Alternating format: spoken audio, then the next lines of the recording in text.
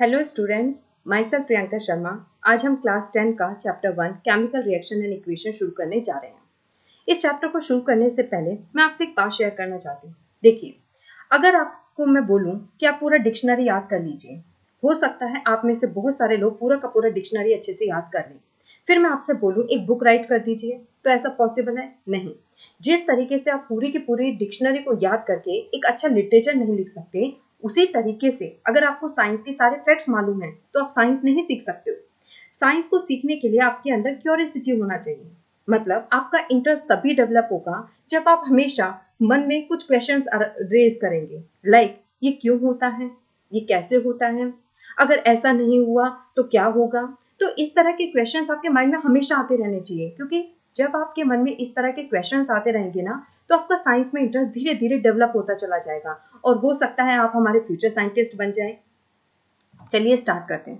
देखिए, आपने कभी भी डेली रूटीन के एग्जांपल्स देखे होंगे, जैसे कि आपने कभी लकड़ी को बर्न किया होगा या जलाया होगा, कभी ना कभी तो आपने किया ही होगा।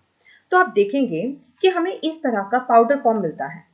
इसका मतलब ये लकड़ी हमें सॉलिड फॉर्म में दिखाई दे रही है, लेकिन इसका रिजल्ट जलाने पर हमें क्या मिला? Powder form. और कुछ हमें फायर यानी हीट भी मिलती है। ठीक है।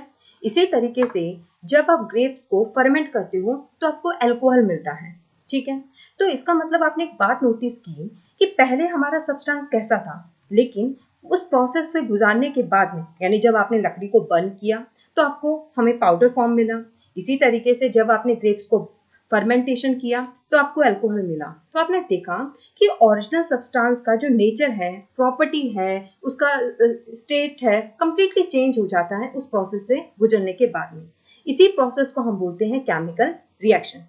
सो केमिकल रिएक्शन एक ऐसा प्रोसेस होता है जिसके अंदर इनिशियल सब्सटेंस की प्रॉपर्टी, उसका नेचर, आइडेंटिटी कंप्लीटली चेंज हो जाता है या फिर समहाउ थोड़ा बहुत चेंज हो जाता है। इसी को बोलते हैं हम केमिकल रिएक्शंस। जब भी कोई केमिकल रिएक्शंस होती हैं तो बहुत सारी चीजें हमें देखने को मिलती हैं।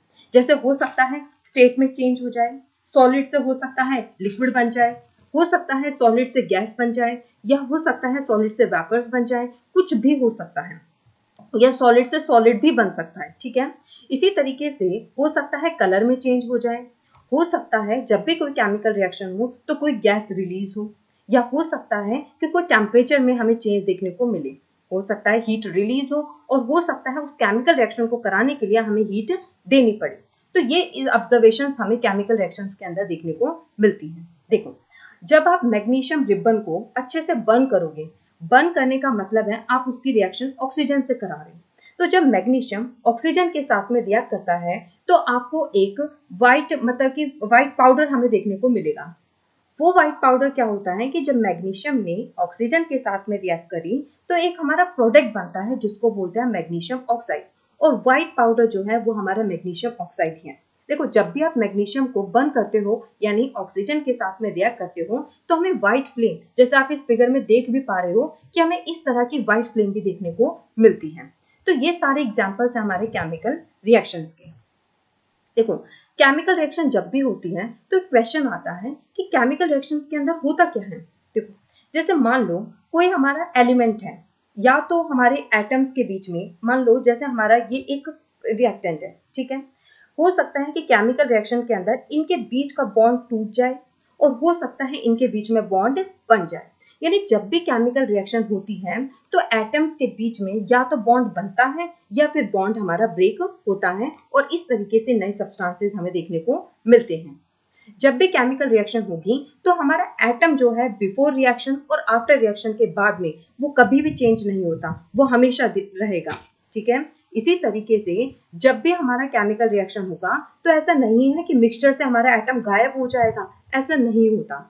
जैसे आप इस केमिकल रिएक्शन में देख सकते हो कि जब आपने वाटर में इलेक्ट्रिक करंट को पास किया तो यहाँ पे हम देखेंगे कि जो हमारा वाटर है यानी H2 है, इसके बीच में जो हाइड्रोजन और ऑक्सीजन है, इनके बीच का बॉन्ड ब्रेक हो जाता है इलेक्ट्रिक करंट की वजह से, और हाइड्रोजन मॉलिक्यूल और ऑक्सीजन मॉलिक्यूल अलग अलग हो जाते हैं। तो यहाँ पे हमने देखा कि इस केमिकल रिएक्शन के अंदर बॉन्ड ब्रेक हुआ। इसी तरीके से जब आपने मैग्नीशियम रिबन को बर्न किया यानी उसकी रिएक्शन ऑक्सीजन के साथ में करवाई तो आपने देखा कि मैग्नीशियम और ऑक्सीजन दोनों आपस में कंबाइन हो गए और एक व्हाइट पाउडर बना जिसको हम बोलते हैं मैग्नीशियम ऑक्साइड। इसका मतलब यहाँ पे बॉन्ड बना। तो जब भी केमिकल रिएक्शन होती है तो या तो बॉन्ड हमारा ब्रेक होगा या फिर बॉन्ड हमारा बनेगा। दूसरा, देखो कितनी तरह की केमिकल रिएक्शंस होती हैं। देखो बहुत सारी तरह की केमिकल रिएक्शंस हमें देखने को मिलेगी। एक होता है कॉम्बिनेशन रिएक्शन। देखो कॉम्बिनेशन रिएक्शन में क्या होता है, जैसे नाम ही सजेस्ट करता है कि हमारे पास में दो अलग अलग तरह के रिएक्टेंट आपस में कंबाइन होंगे और एक नए तरह का प्रोडक्ट बनाएंगे। So combination reaction is a reaction in which a single product is formed when two or more reactants combine. आप इस फिगर में देख सकते हो एक एटम A है और एक एटम B है। ये दोनों आपस में रिएक्ट करते हैं और हमारा एक प्रोडक्ट बनता है AB। जैसे आप सब पानी पीते हो तो आपने सोचा है पानी कैसे बनता है। देखो जब हाइड्रोजन मॉलिक्यूल्स ऑक्सीजन मॉलिक्यूल के साथ में रिएक्ट करते हैं मींस कंबाइन होते हैं तो हमारा बन जाता है H2O। इसका मतलब यहाँ पे टू रिएक्टेंट आपस में कंबाइन हुए हैं और हमारा एक सिंगल प्रोडक्ट बना है तो हम बोल सकते हैं कि कॉम्बिनेशन रिएक्शन हुआ है। दूसरा, आपने कभी देखा होगा जैसे दिवाली के टाइम पे व्हाइट वॉशिंग की जाती है तो आपने सोचा है कि जब भी व्हाइट वॉशिंग की जाती है तो कभी भी तुरंत फिनिशिंग नहीं आती है। उसके हो सकता है 2 या 3 दिन बाद में वो बहुत सुंदर ब्राइट शाइनी फिनिशिंग आती है। तो ऐसा क्यों है कि इमीडिएट फिनिशिंग ना करके 2-3 दिन बाद आती है। देखो सबसे पहले जो व्हाइट वॉशिंग के अंदर जो हम कंपाउंड जो सॉल्यूशन हम यूज करते हैं उसको बोलते हैं हमारा स्लेक्ट लाइम। अब स्लेक्ट लाइम कैसे बनता है, देखो जो क्विक लाइम होता है यानी कैल्शियम ऑक्साइड जब उसको वाटर में डिसॉल्व किया जाता है या फिर वाटर के साथ जब उसको रिएक्ट करवाया जाता है तो हमारा जो सॉल्यूशन बनता है उसको बोलते हैं स्लेक्ट लाइम। और स्लेक्ट लाइम का केमिकल फॉर्मूला होता है CaOH का होल ट्वाइस यानी कैल्शियम हाइड्रोक्साइड। अब मैंने आपसे क्वेश्चन पूछा था कि जब भी व्हाइट वॉशिंग किया जाता है तो हमेशा उसकी जो फिनिशिंग होती है जो शाइनी टच होता है वो इमीडिएट ना करके 2-3 दिन बाद आता है। तो वो 2-3 दिन बाद क्यों आता है, देखो कैल्शियम हाइड्रोक्साइड जो होता है अब हम सब जानते हैं कि हमारी हवा के अंदर CO2 गैस यानी कार्बन डाइऑक्साइड गैस मौजूद होती है। तो जब ये कैल्शियम हाइड्रोक्साइड हवा में मौजूद कार्बन डाइऑक्साइड के साथ में जब रिएक्ट करता है तो एक लेयर बनती है कैल्शियम कार्बोनेट की और ये कैल्शियम कार्बोनेट की एक थिन लेयर हमारे वॉल के ऊपर बन जाती है। यही लेयर है जो कि रीजन है कि क्यों हमारा व्हाइट बहुत ही सुंदर सी शाइनी फिनिशिंग आती है। साथ में वाटर मॉलिक्यूल्स भी निकलते हैं जो कि इवापोरेट होके एयर में मिल जाते हैं।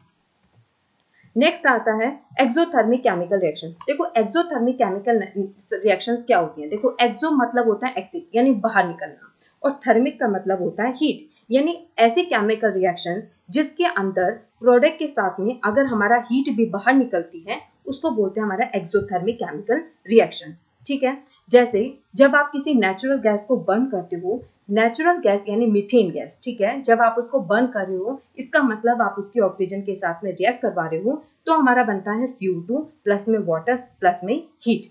इसी तरीके से जब भी वेजिटेबल मैटर से कंपोस्ट बनाया जाता है तब भी हमारे पास में क्या होता है एक्सोथर्मिक केमिकल रिएक्शन का ये बहुत अच्छा एग्जाम्पल है क्योंकि इस प्रोसेस के अंदर भी हीट रिलीज होती है। इसी तरीके से respiration is also an example of exothermic process. देखो अब किस तरीके से हमारा रेस्पिरेशन प्रोसेस एक एक्सोथर्मिक प्रोसेस है। देखो रेस्पिरेशन में क्या होता है कि जो हमारे ग्लूकोज होते हैं यानी C6H12O6 जब ये ऑक्सीजन के साथ कंबाइन होता है सेलुलर रेस्पिरेशन होता है तो कार्बन डाइऑक्साइड वाटर प्लस में एटीपी एनर्जी की एक फॉर्म है जो कि हमारे रिलीज होती है। तो इस तरीके से हम बोल सकते हैं कि रेस्पिरेशन प्रोसेस के थ्रू भी हमारी एनर्जी इवॉल्व होती है इसीलिए हम इसको एक्सोथर्मिक केमिकल रिएक्शन बोलते हैं। अब देखो डीकंपोजिशन रिएक्शन क्या होता है। इसको डीकंपोजिशन रिएक्शन को पढ़ने से पहले मैं आपको एक रिवाइज करवाती हूँ। कॉम्बिनेशन में हमने क्या पढ़ा था कि जब अलग अलग एटम आपस में कंबाइन होते हैं तो एक सिंगल प्रोडक्ट बनता है। डीकंपोजिशन जस्ट कॉम्बिनेशन का ही उल्टा है। इसका मतलब जब हमारा एक सिंगल रिएक्टेंट जब आपस में डीकंपोज होता है, डीकंपोज का मतलब जब अलग अलग प्रोडक्ट में टूटता है तो इसी को हम क्या बोलते हैं डीकंपोजिशन रिएक्शन। ठीक है, अब डीकंपोजिशन रिएक्शन अलग अलग तरीके की हो रही है। देखो यहाँ पे बॉन्ड क्या हो रहा है, टूट रहा है। अभी हमने पढ़ा था कि केमिकल रिएक्शन के अंदर क्या होता है या तो बॉन्ड बनेगा या फिर बॉन्ड टूटेगा। कॉम्बिनेशन में बॉन्ड बन रहा था, डिकम्पोजिशन में बॉन्ड ब्रेक हो रहा है। अब इस बॉन्ड को तोड़ने के लिए हमें एनर्जी की जरूरत होती है। अब ये एनर्जी हो सकता है हम हीट की फॉर्म में दे दें, हो सकता है हम इलेक्ट्रिक करंट की फॉर्म में दें, और हो सकता है हम सनलाइट की फॉर्म में भी दें। तो किस फॉर्म में आप एनर्जी प्रोवाइड करवा रहे हो, उसी के बेसिस पे हमने डिकम्पोजिशन रिएक्शन को 3 कैटेगरी में क्लासिफाई कर दिया। Thermal decomposition, electric decomposition and solar decomposition. ठीक है। अब देखो, जब भी हमारा डिकम्पोजिशन होगा तो हमारे पास में डिकम्पोजिशन कराने के लिए हमें एनर्जी की जरूरत होती है, या तो ये हम हीट, लाइट और इलेक्ट्रिसिटी किसी भी फॉर्म में हम दे सकते हैं। अब एक और बात, अभी आपने एक्सोथर्मिक पढ़ा था। एक्सोथर्मिक केमिकल रिएक्शंस में क्या होता है कि हमारे प्रोडक्ट के साथ में हीट भी रिलीज होती है, यानी एनर्जी लिबरेट होती है, वहां हमें किसी भी तरह की एनर्जी देने की जरूरत नहीं पड़ती। लेकिन डिकम्पोजिशन रिएक्शन में आप क्या कर रहे हो, बॉन्ड को ब्रेक कर रहे हो। तो जब भी आप बॉन्ड को ब्रेक करोगे तो आपको एनर्जी वहां पे देनी पड़ेगी। तो उस एनर्जी को जब हम देंगे तो इसी रिएक्शन को हम बोल देंगे एंडोथर्मिक रिएक्शंस। सो एक्सोथर्मिक में क्या हुआ था, प्रोडक्ट के साथ में एनर्जी रिलीज हुई थी, लेकिन एंडोथर्मिक में क्या होता है, आप उस केमिकल रिएक्शन को करवाने के लिए आपको एनर्जी देनी पड़ती है। जैसे एक एग्जांपल लेते हैं, आयरन सल्फेट FeSO4। ठीक है। अब FeSO4 को अगर आपने हीट प्रोवाइड नहीं की तो ये डिकम्पोजिशन नहीं होगा। ये डिकम्पोजिशन तभी होगा जब आप हीट प्रोवाइड करोगे, और जब आप इसको हीट देते हो तो हमारा बनता है फेरिक ऑक्साइड Fe2O3 प्लस में सल्फर डाइऑक्साइड SO2 प्लस में सल्फर ट्राइऑक्साइड SO3। तो ये दो गैसेस भी हमें रिलीज होती हुई दिखाई देंगी। नेक्स्ट आता है देखो थर्मल डिकम्पोजिशन। अभी हमने देखा कि थर्मल डिकम्पोजिशन यानी जब आप डिकम्पोजिशन कराने के लिए जब आप हीट दे रहे हो तो इसको बोलते हैं हमारा थर्मल डिकम्पोजिशन। जैसे कैल्शियम कार्बोनेट है, कैल्शियम कार्बोनेट को जब आप हीट देते हो तो क्या बन जाता है हमारा कैल्शियम ऑक्साइड प्लस में CO2। ठीक है। अब देखो, इस केमिकल रिएक्शन का बहुत यूज है। आपने इस व्हाइट सीमेंट का नाम सुना होगा। तो व्हाइट सीमेंट कैसे बनता है कि जो हमारा लाइमस्टोन जो मिलता है, बड़ी बड़ी चट्टानों की फॉर्म में मिलता है, उस लाइमस्टोन को हीट किया जाता है। ठीक है। और हीट करने के बाद में बनता है कैल्शियम ऑक्साइड प्लस में कार्बन डाइऑक्साइड, और इसी कैल्शियम ऑक्साइड को हम यूज करते हैं सीमेंट बनाने में। ठीक है। इसी तरीके से FeSO4 को जब हीट करते हैं तो हमारा बनता है Fe2O3 प्लस SO2 प्लस में SO3। ठीक है। सो डिकम्पोजिशन रिएक्शन करवाने के लिए हमने देखा कि हमें हीट या लाइट या फिर इलेक्ट्रिसिटी हमें देनी पड़ेगी। तो इस तरीके से हमने यहाँ पे देखा कि हमने हीट को यूज करके हमने डिकम्पोजिशन करवाया है, और इसीलिए हम इसको क्या बोलते हैं, थर्मल डिकम्पोजिशन। ठीक है। अब आता है इलेक्ट्रिक डिकम्पोजिशन। देखो, इलेक्ट्रिक डिकम्पोजिशन नाम ही सजेस्ट कर रहा है आपको डिकम्पोजिशन कराना है, किसका यूज करके, इलेक्ट्रिक करंट का यूज करके। ठीक है। जैसे वाटर है, आपने कभी सर्दियों में रॉड लगा के पानी गर्म किया होगा, तो ये वही एग्जाम्पल है। ठीक है। यानी जब आप वाटर के अंदर इलेक्ट्रिक करंट को पास करते हो तो क्या होता है कि वाटर हमारा किससे बना है, हाइड्रोजन और ऑक्सीजन से। तो जब आपने इलेक्ट्रिक करंट पास किया तो क्या होता है कि वाटर के मॉलिक्यूल्स ब्रेक हो जाते हैं, और हाइड्रोजन गैस और ऑक्सीजन गैस, ये दोनों गैसेस हमारी इवॉल्व होती हैं। और एक और बात नोटिस आप करना कि हमारी हाइड्रोजन गैस जो है वो ज्यादा क्वांटिटी में होती है as compare to oxygen. Solar decomposition, यानी यहाँ पे आप डिकम्पोजिशन कराने के लिए आप क्या दे रहे हो, सनलाइट दे रहे हो। जैसे सिल्वर क्लोराइड है, सिल्वर क्लोराइड को जब आप सनलाइट में रखते हो तो सिल्वर अलग हो जाता है, क्लोरीन अलग निकल जाता है। ठीक है। इसी तरीके से सिल्वर ब्रोमाइड है।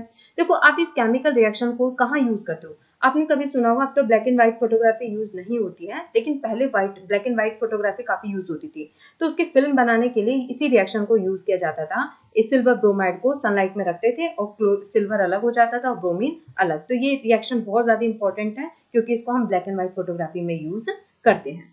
नेक्स्ट आता है डिस्प्लेसमेंट रिएक्शन। देखो, डिस्प्लेस का मतलब होता है एक एलिमेंट दूसरे को डिस्प्लेस कर देगा, इसका मतलब उसकी जगह से उसको हटा देगा और खुद उसकी जगह आके बैठ जाएगा। जैसे इसमें आप देखो A प्लस बी सी। अब ये कब होगा, देखो डिस्प्लेसमेंट कब हो सकता है, A B को कब हटा सकता है, जब ये इससे ज्यादा ताकतवर हो।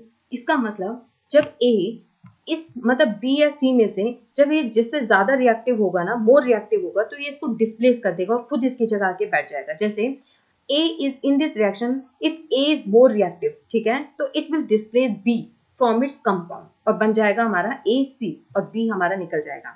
इसी तरह के रिएक्शन को हम बोलते हैं डिस्प्लेसमेंट रिएक्शन। जैसे जिंक प्लस कॉपर सल्फेट। अब क्या है, जिंक जो है ना, ये हमारा कॉपर से ज्यादा रिएक्टिव होता है, और इसी वजह से जिंक क्या करेगा, कॉपर को डिस्प्लेस कर देगा और हमारा क्या बन जाएगा, जिंक सल्फेट प्लस में कॉपर। इसी तरीके से लेड और कॉपर क्लोराइड की जब रिएक्शन की जाती है तो क्या होता है कि जो लेड है वो कॉपर से ज्यादा रिएक्टिव होने की वजह से कॉपर को डिस्प्लेस कर देगा और बन जाएगा लेड क्लोराइड।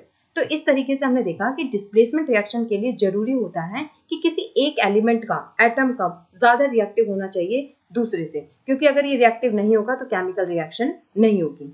इसी तरीके से आप देखोगे कि जब आप आयरन को कॉपर सल्फेट के सॉल्यूशन में डिप करते हो तो देखो आयरन जो होता है ना वो कॉपर सल्फेट से ज्यादा, कॉपर से ज्यादा रिएक्टिव होता है। और ये क्या करेगा, देखो पहले हमारा सॉल्यूशन होगा ब्लू, लेकिन जब आपने इसके अंदर कॉपर सल्फेट का जो सॉल्यूशन होता है ना, इसका कलर होता है ब्लूइश इन नेचर, ठीक है। और जब आप इसमें आयरन की कुछ नेल्स डाल दोगे तो कुछ टाइम बाद देखना कि ये थोड़ा सा ग्रीनिश हो जाएगा। इसका मतलब क्या है कि जो आयरन है उसने कॉपर को डिस्प्लेस कर दिया और बन गया आयरन सल्फेट प्लस में कॉपर। अब देखो डबल डिस्प्लेसमेंट, डबल डिस्प्लेसमेंट नाम ही सजेस्ट कर रहा है, ये इसको हटाएगा ये इसको हटाएगा, तो इसको बोलते हैं हमारा डबल डिस्प्लेसमेंट रिएक्शन। और देखो जब भी डबल डिस्प्लेसमेंट रिएक्शन होती है तो हमारा कुछ व्हाइट सब्सटेंस बनता है जिसको हम बोलते हैं प्रेसिपिटेट, ठीक है, इस तरह का। यानी हमें इस तरह का, जब भी ये जैसे मान लो ए और बी है, ठीक है, ए और बी और सी और डी ये दो अलग अलग रिएक्टेंट है, ठीक है। अब यहाँ पे देखो यहाँ पे हम देखेंगे कि यहाँ पे बी की जगह आ जाएगा डी और यहाँ पे डी की जगह आ जाएगा बी, यानी बी और डी इन्होंने एक दूसरे को डिस्प्लेस कर दिया और हमारे ये नए कंपाउंड्स बन गए।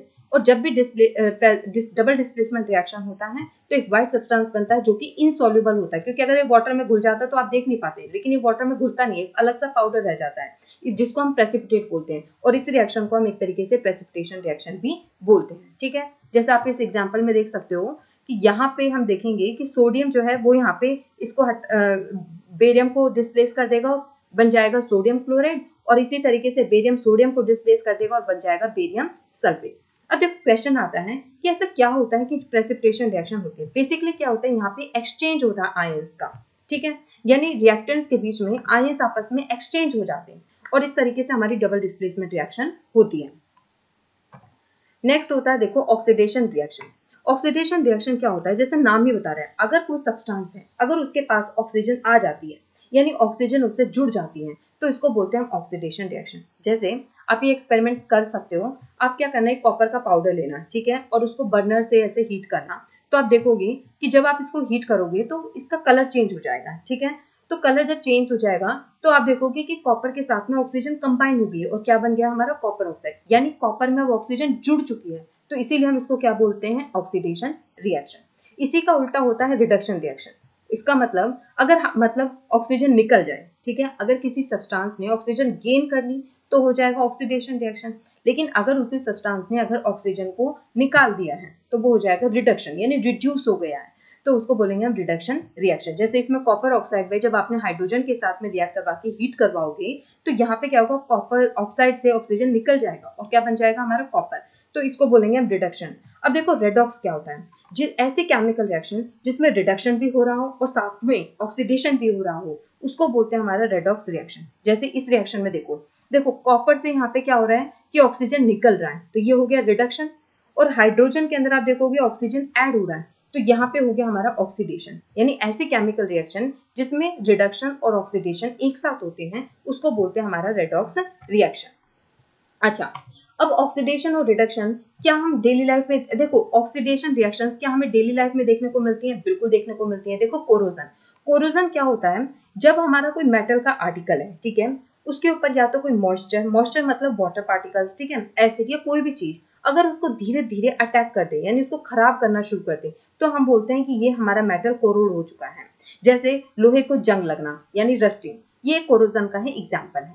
इसी तरीके से आपने कॉपर के बर्तन देखे होंगे तो उसके ऊपर ग्रीनिश कलर की एक लेयर आ जाती है, ठीक है, तो ये भी आपने अपनी मम्मा से पूछना कि मम्मा आपकी जो आप पायल पहनते हो क्या वो हमेशा सिल्वर ही रहता है, क्या उसका कलर चेंज होता है, तो वो बोलेंगे हाँ बेटा, जैसे कुछ कभी कभी वो ब्लैक भी हो जाती है। तो यहाँ से पता चल रहा है कि हमारे जो मेटल्स हैं वो धीरे धीरे क्या है कि हमारे आसपास जो सब्सटेंसेस मौजूद हैं वो उस पर अटैक कर रहे हैं और उसके कलर को, उसके फॉर्म को, उसके नेचर को बदल दे रहे हैं, जिसको हम बोलते हैं कोरोजन, ठीक है। जैसे आप इस फिगर में देख पा रहे हो कि जब पहले आयरन आर्टिकल्स हम ये कील लेकर के आए थे नेल्स, तब ये बहुत न्यू थी, लेकिन धीरे धीरे देखोगे इस पे ब्राउन कलर की कोटिंग आ चुकी है, यानी इस पे जंग लग चुका है, जिसको हम बोलते हैं रस्टिंग, और रस्टिंग एक तरीके का एग्जाम्पल है कोरोजन का, ठीक है। अब रेंसिडिटी, देखो जब भी हमारा खाना होता है वो भी खराब हो जाता है, यानी हमारा जितने भी ऐसे खाना होता है जिसमें फैट या ऑयल होता है तो जब ये हमारा ऑक्सीडाइज हो जाता है तो हम बोलते हैं कि भाई हमारा खाना खराब हो गया है यानी रेंसिड हो चुका है।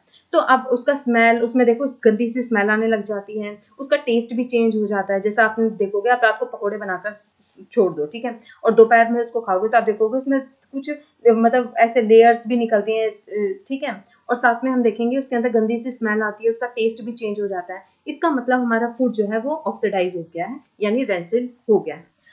अब देखो, जो आप लेस चिप्स खाते हो, अंकल चिप्स खाते हो, तो वो फूले फूले पैकेट में आते हैं।